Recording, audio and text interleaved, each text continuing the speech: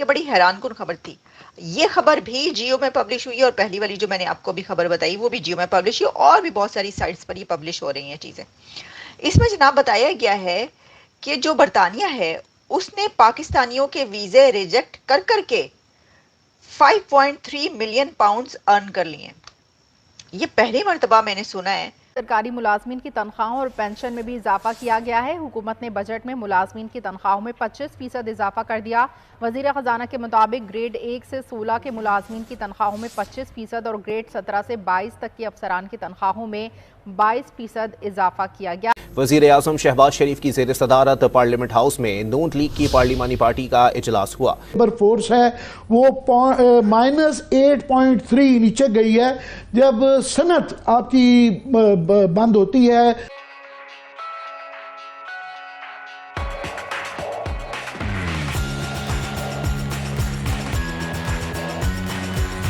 ہوتا تو یہ ہے کہ جب کنٹریز جو ہیں وہ جو ارن کرتے ہیں وہ اس طرح کرتے ہیں کہ لوگوں کے ویزا لگاتے ہیں کہ بھائی کسی کنٹری کے اتنی بڑی تعداد میں لوگ ہمارا ویزا لینے آتے ہیں، ہم ان کے ویزے لگاتے ہیں تو ہمیں یہ پیمنٹ ہوتی ہے، اور اس طریقے سے کماتی ہیں. جو ایمبیسیز اور جو یہ جو سارا چلتا ہے اسی طریقے سے چلتا ہے.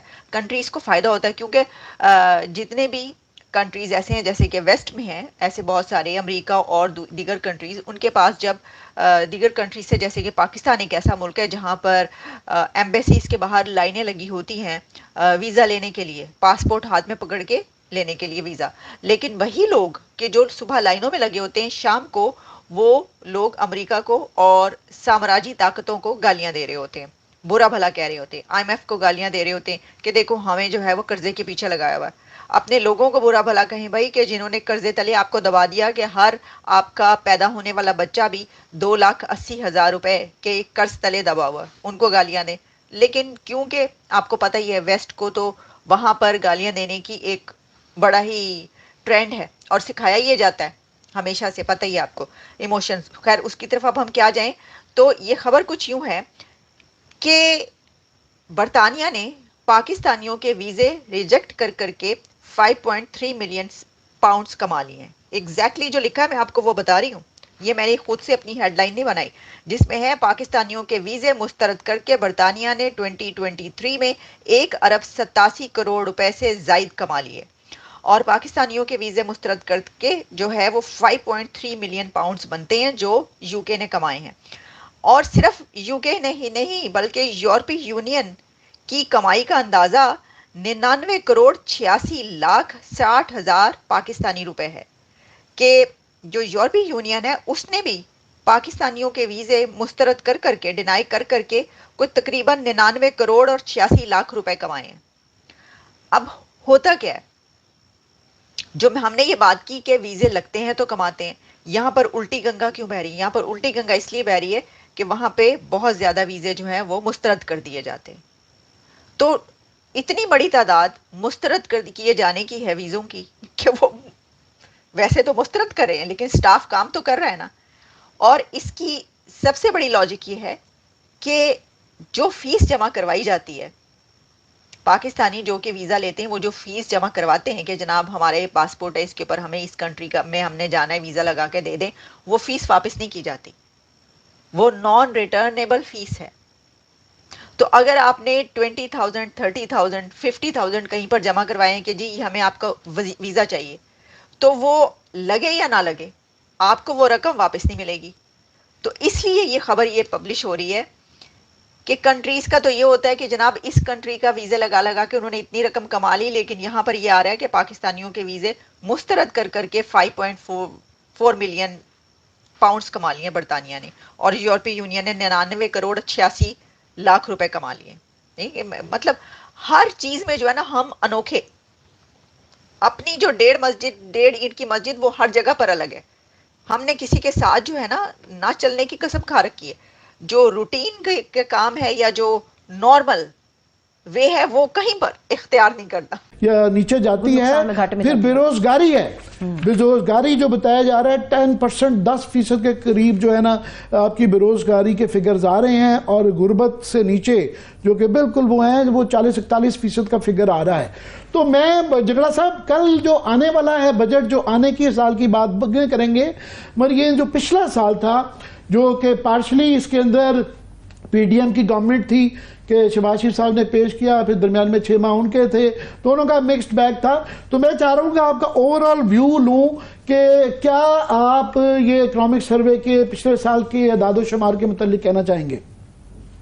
देखिए, पहली चीज तो ये कि जो 2 साल इन्होंने इकोनॉमिक सर्वे के साथ किया, जो नंबर इन्होंने प्रेजेंट किए, इसहाक डार ने, अगर आपको याद है, ये दिखाया था कि 0.5% इकोनॉमी की ग्रोथ हुई थी। वो बाद में पता चला कि तकरीबन हुई -1% इकोनॉमी श्रिंक हुई थी, यानी साइज में कम हुई थी। वो भी छोड़ दे, जो हमारे बाबुओं की महारत है कि जब वो आरओज बनते हैं तो 400 वोट को 4 लाख वोट दिखा देते हैं।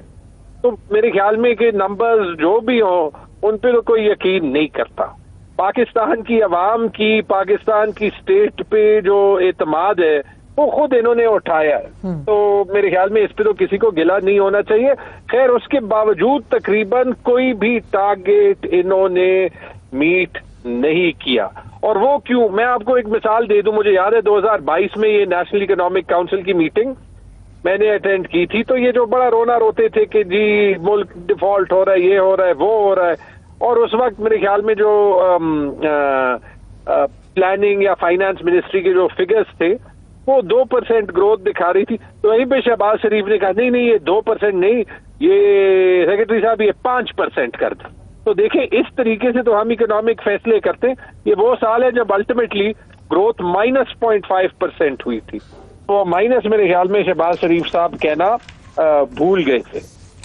तो सीरियस जी, मैं वही कह रहा था कि हमें, क्योंकि जब शहबाज शरीफ साहब ने गवर्नमेंट ली थी उन्होंने कहा जी ये मुल्क बचाने के लिए जो है ना हमने ये लिया है, क्योंकि मुल्क डिफॉल्ट करने जा रहा था, हमें सारी ये वाली पिक्चर पेश की गई थी। फिर ये जो पिक्चर पिछले साल की जो आई है, इससे पिछले साल 2022 के भी इससे भी बुरे हालात रहे। ये बिल्कुल उसके मुकाबले में थोड़ा सा ये और मजीद जो है ना थोड़ी सी इंप्रूवमेंट इसके अंदर आई।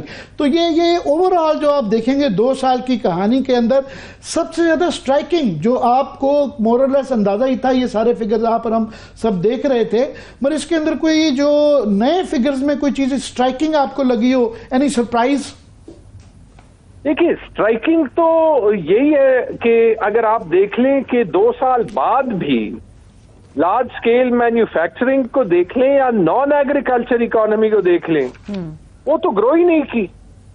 अगर आप ये देखें कि ये हम 2.4% की जो ग्रोथ है ये मान भी लें, तो इन रियल टर्म्स तो ये ग्रोथ नहीं है। 2.5% पे तो आपकी पॉपुलेशन ग्रो करती है।